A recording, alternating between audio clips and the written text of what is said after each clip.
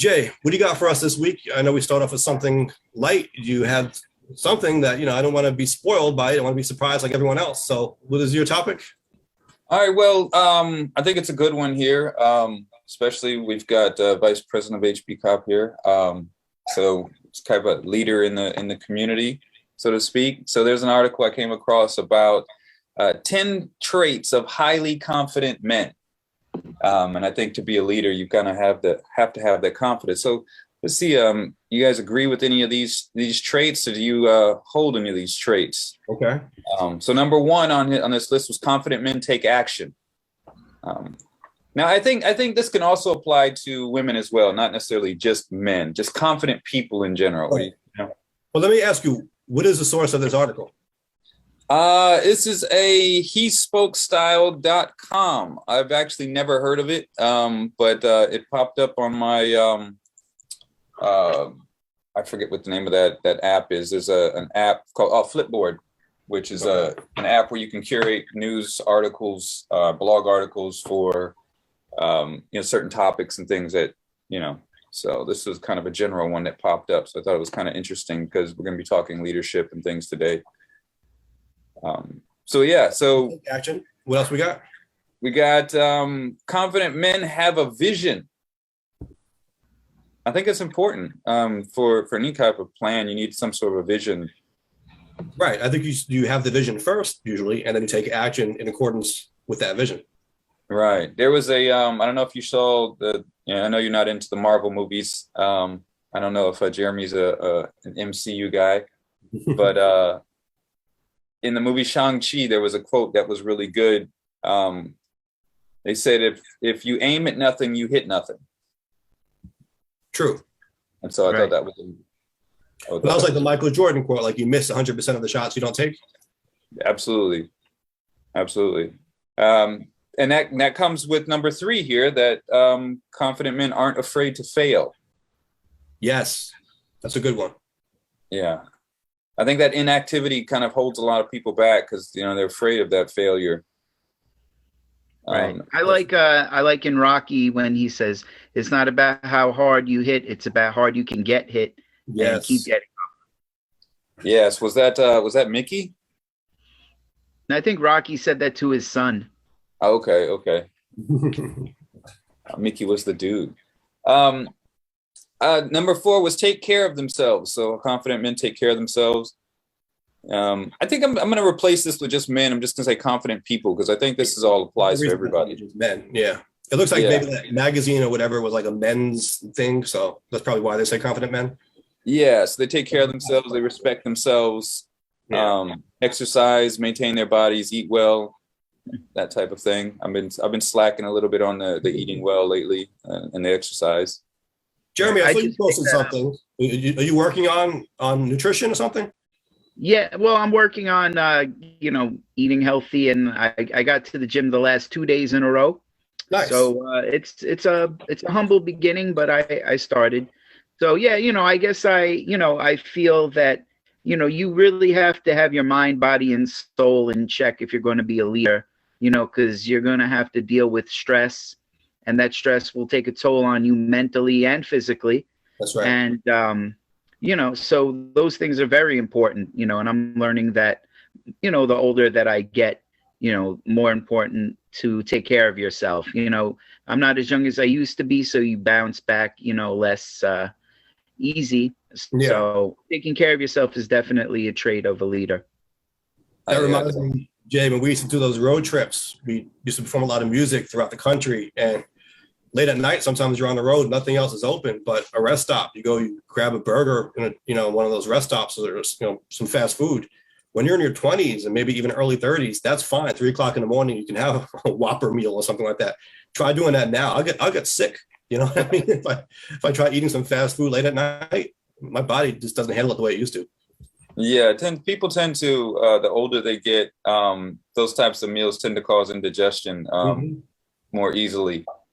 So speaking of gyms, Jeremy, I actually have to share something. I was actually scammed. I believe I was scammed. I used to belong to New York Sports Club, and I stopped going when the pandemic hit. I didn't want to be in gyms, and then they actually went out of business. They went bankrupt shortly thereafter. and they weren't charging anymore because they weren't in business.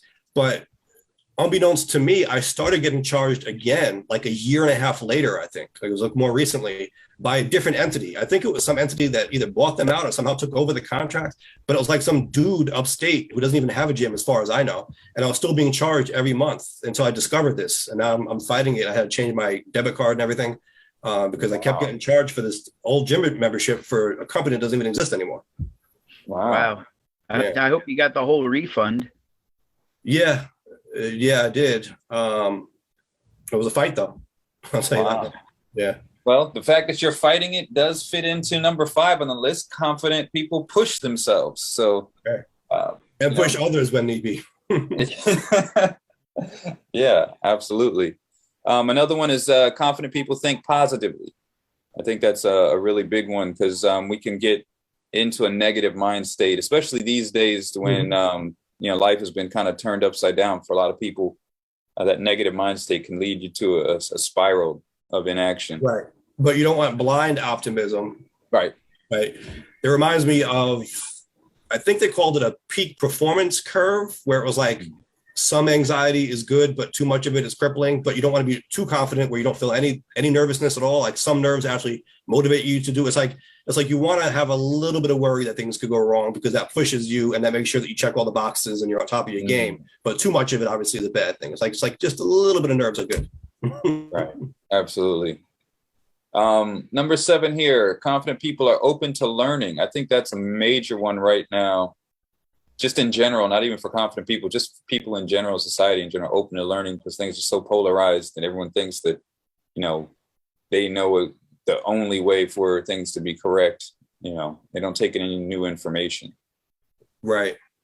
You don't want to surround yourself with all yes men or yes ladies or whatever the case may be. You want people who will challenge you and push back, and also people who are better than you and more knowledgeable than you in certain areas. I mean, everybody can't be everything, and that's important. Right. Be able to delegate and to share in the knowledge with other people, and it's a give and take.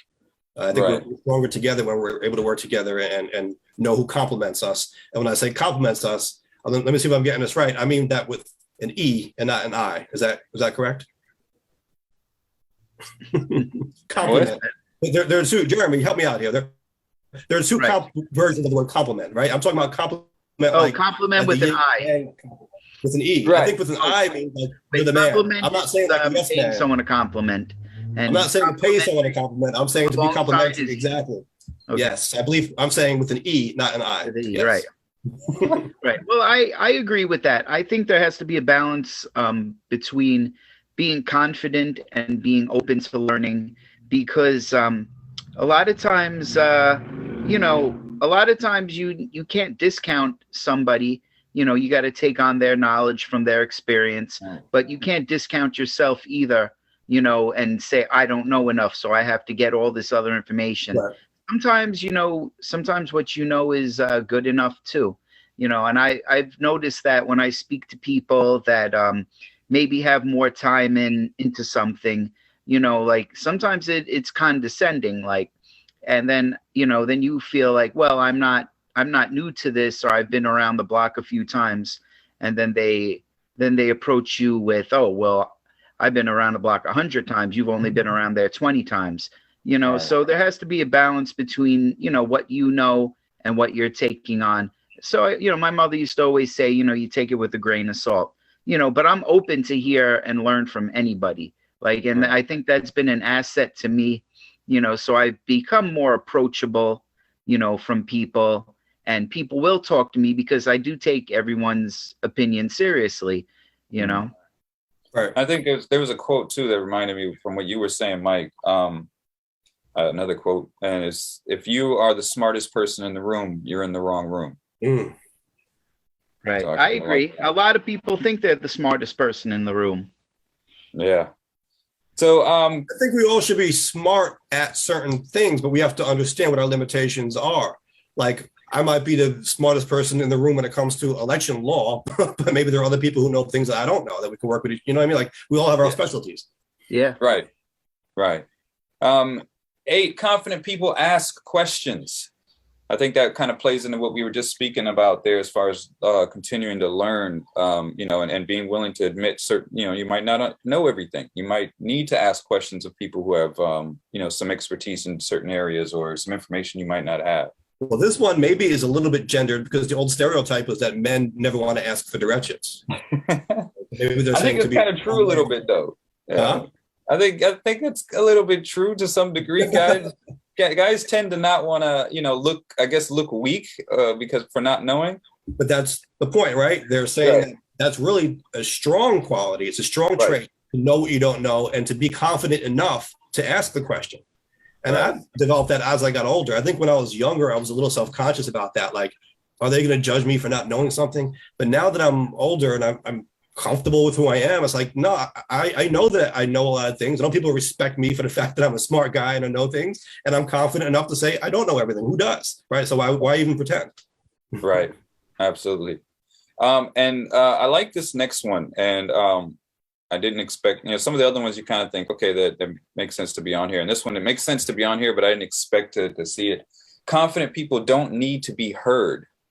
So basically, like, you don't need that people to say, like, pay attention to me, or being the loudest in the room. You just have that air of confidence. And I remember my uncle saying about, his father, he never had to say that he was in control. Like, he just was, like, right. When you have that air, you have that confidence in knowing, you don't need to project it on someone else or try to prove it to someone else. It's just known.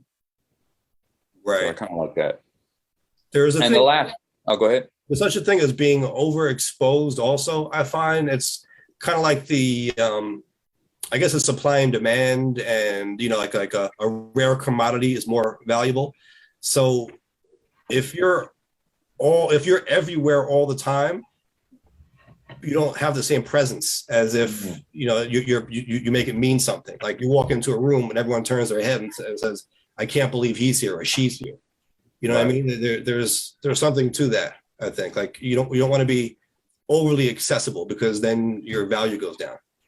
Right. And I think that was when you talk pre-social media days, that was kind of the standard, especially for celebrity. Right.